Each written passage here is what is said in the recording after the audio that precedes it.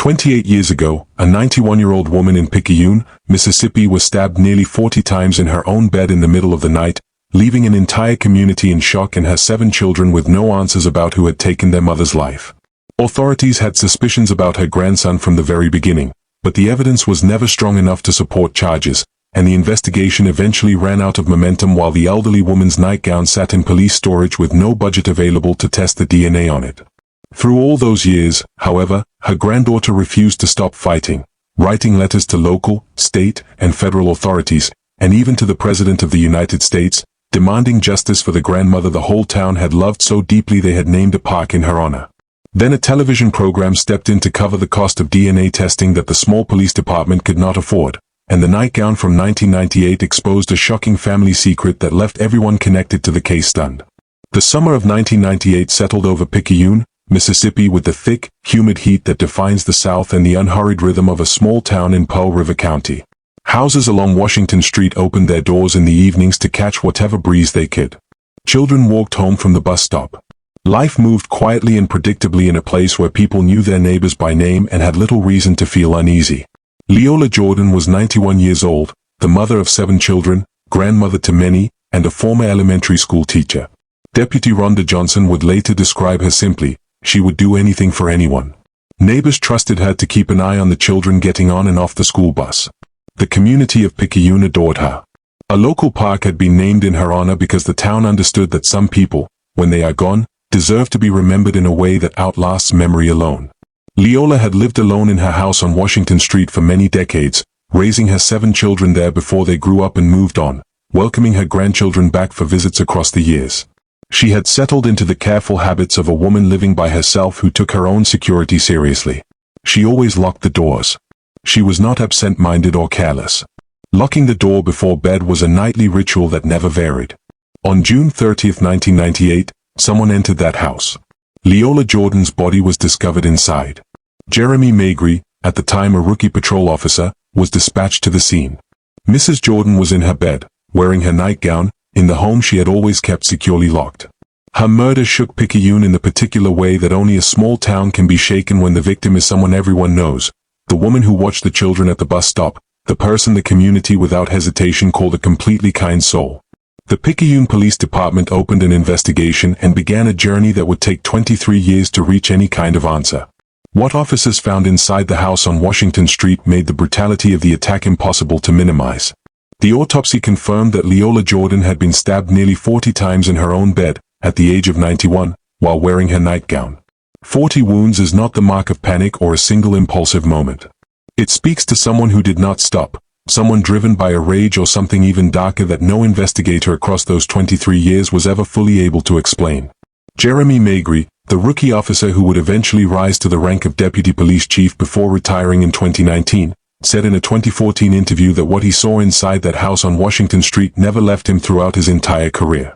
Mrs. Jordan lay in her bed, covered in blood, in the bedroom where she had slept for decades. Kelly Siegler of the television program Cold Justice later reflected on her first look at the crime scene file, saying that the horror of seeing the way Leola had been stabbed to death in her own bedroom, 91 years old, wearing a nightgown, was precisely what made people unwilling to give up on the case. The next detail investigators established at the scene immediately narrowed the field of possible suspects. There were no signs of forced entry anywhere in the house. No broken glass. No damaged locks. No evidence that anyone had needed to apply force to get inside. Officers checked every window and every door and found no point of external tampering. Yet the family was clear and consistent in telling police that Leola Jordan always locked her doors. She was not the type to leave a door ajar for neighbors to wander in. She locked up every night without fail. That left investigators with 2 possibilities. Either the person who entered the house was someone Leola trusted enough to open the door for herself, even late at night, or it was someone who already had a key and had no need to knock. On the kitchen counter inside the house, police found a spare key. It did not belong to Leola. It belonged to her grandson, who had previously lived in the house with his mother for a period before the murder. Leola's wallet and purse had been rifled through and overturned, suggesting the attacker had come with robbery in mind, or at least wanted the scene to suggest that. But hundreds of dollars in cash were still present in the house when officers arrived. If robbery had truly been the purpose, the attacker had abandoned it and left in a hurry. Investigators collected forensic evidence at the scene according to the procedures available in 1998. Leola Jordan's nightgown was carefully preserved and sealed in an evidence bag. Her blood-stained purse was documented and placed in storage. Samples were taken from beneath her fingernails. She may have scratched her attacker while fighting back. Even at 91 years old, facing 40 stab wounds, she had not gone without resistance. The items collected that night were placed in storage at the Picayune Police Department, where they would remain for years, waiting for technology and resources to catch up with justice.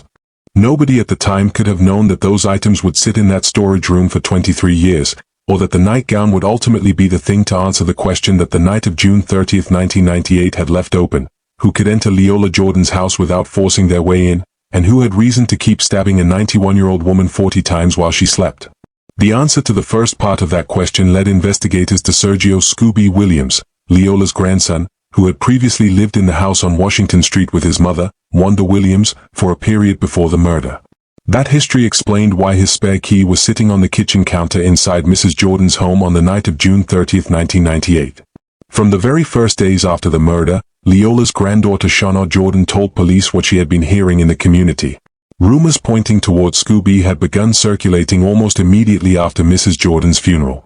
The people of Picayune had their suspicions, but suspicion was not evidence, and the police could not act on it alone. Sergio's alibi was unstable. He gave different accounts of his whereabouts on the night of the crime depending on who was asking. His mother Wanda gave conflicting statements as well when investigators questioned her. His former girlfriend told police that the morning after the murder, she had found him washing clothes, not inherently suspicious on its own, but impossible to set aside when viewed against the backdrop of his grandmother having been stabbed 40 times the night before. She also described him as having a violent temper and a drug habit, and accounts from the night of the crime suggested he had taken money and drugs from people in the area. One of those individuals described Sergio as having looked desperate that night, the kind of desperation that comes from someone who needs money or substances badly enough not to know what else to do. The case stalled because nothing available in 1998 was strong enough to support charges against anyone. There was no usable DNA, no direct witnesses, only conflicting alibis and the quiet consensus of a small town that believed it already knew the answer. The file was not formally closed, but it went nowhere. While the case sat without progress, Shauna Jordan did not sit with it. She had told police from the beginning where the community's suspicions pointed, and she refused to let the years erase the urgency of the question. For 23 years, Shauna wrote letters to the Picayune Police Department, to Mississippi state authorities, to federal agencies, and to the President of the United States, not once but repeatedly, not for 1 year but across 2 decades, each letter carrying the same request. Someone please answer the question that Mrs. Jordan could not answer for herself. Kelly Siegler of Cold Justice would later describe Shauna in 3 words: "It's been long enough." The community of Picayune did not forget Leola Jordan during those years either. The park bearing her name stood as physical evidence of that, a small Mississippi town's way of saying that the 91-year-old woman stabbed to death in her own bed deserved to be remembered, and that the absence of an answer did not mean the question had stopped mattering. In October 2020, Captain Rhonda Johnson of the Picayune Police Department reopened the Leola Jordan case file. No new witness had come forward. No new lead had emerged from any direction. Johnson reopened it because this was the case she had kept her eye on ever since joining the force. As she later put it, she had always been drawn to it and had told herself that one day she would open it up, and October 2020 was that day. She went back through every witness interview from 1998, dozens of them, conducted more than 2 decades earlier, looking for anything that previous investigators might have missed or that modern technology might be able to approach differently. And she ran into the same wall that had always been there. Leola Jordan's nightgown was in storage, possibly still carrying the perpetrator's DNA after 23 years. But testing multiple samples from that nightgown was not something a small police department in Mississippi had the financial resources to undertake. Johnson was direct about it. They were a small department with limited resources, and they could not afford to send out 11 or 12 samples from a single nightgown in search of suspect DNA. The nightgown was waiting. The answer might be on it. And there was no budget to find out.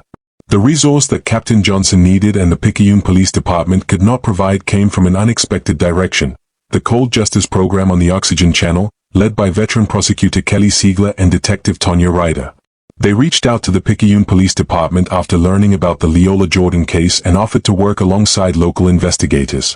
This was not unfamiliar territory for the program.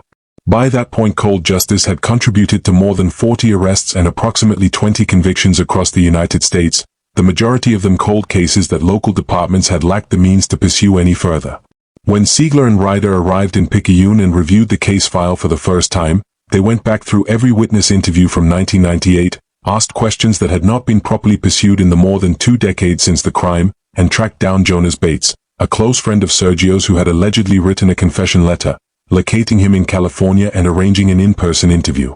Bates flew back to Mississippi, sat down with Siegler and Ryder, and explained that the letter had been his way of making himself appear more dangerous to people around him. Siegler's assessment was blunt. The only thing she was certain of was that nothing coming out of his mouth could be believed.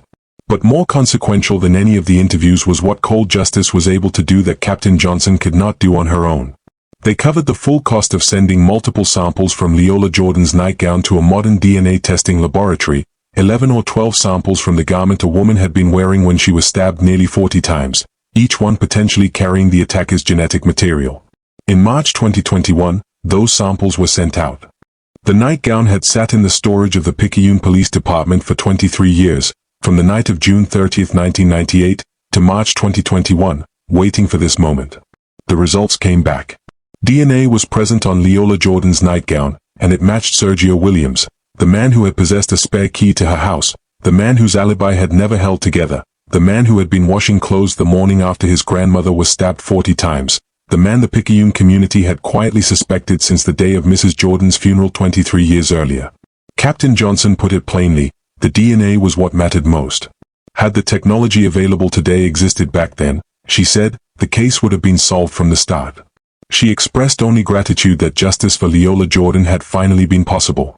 On May 9, 2021, Mother's Day, Sergio Williams, 47 years old, was arrested in Picayune and formally charged with the murder of Leola Jordan. The moment was witnessed by Shawna Jordan, the granddaughter who had spent years writing letters to the President of the United States demanding justice for her grandmother. Leola Jordan's grandson was handcuffed and taken to Pearl River County Jail on the very day the country set aside to honor grandmothers. Wanda Williams, Sergio's mother, Leola Jordan's own daughter, found herself caught between 2 unbearable layers of grief.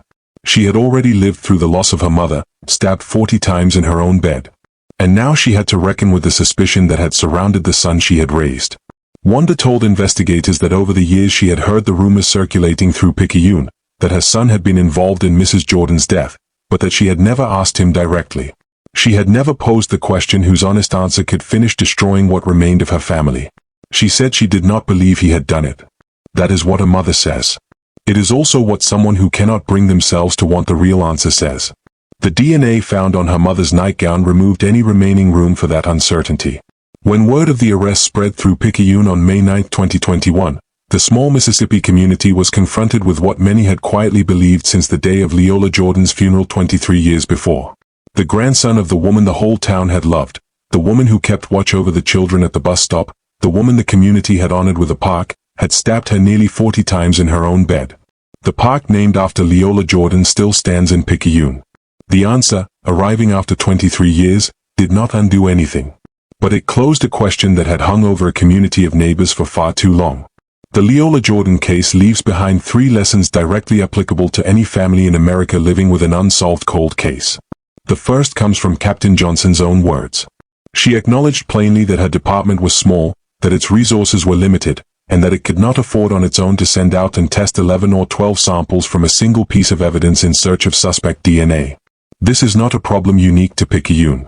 Hundreds of small police departments across the United States are holding biological evidence from cold cases in storage right now, without the budget to retest it using modern technology.